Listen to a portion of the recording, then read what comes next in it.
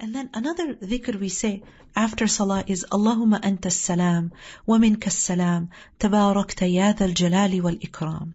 That, oh Allah, you are peace. From you comes all peace. Blessed are you, O owner of majesty and honor.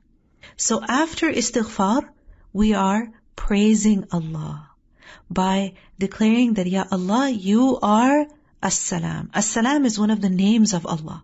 And As-Salam means the one who is free from every defect, the one who is perfectly sound, and the one who is the source of safety.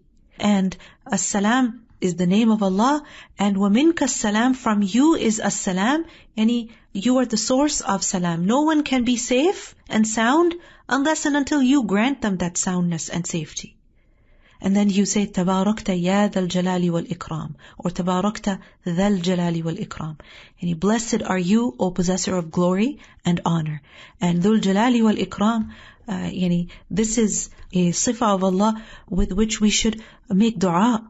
As the Prophet sallallahu alaihi wasallam said, Alidhu ya dhal jalali wal ikram. Yani hold on to dhul jalali wal ikram.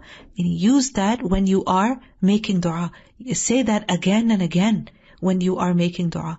And we say Tabarakta, yani you are blessed, O our Lord. Tabarakta, this is from barakah.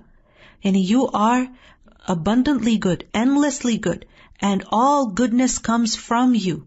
Tabarakta ya dhal jalali wal ikram. And jalal, remember, is greatness, and ikram has been interpreted as ihsan, yani generosity and kindness. So Allah is the one who gives honor to His slaves, and He is the one who is generous and kind to His slaves also.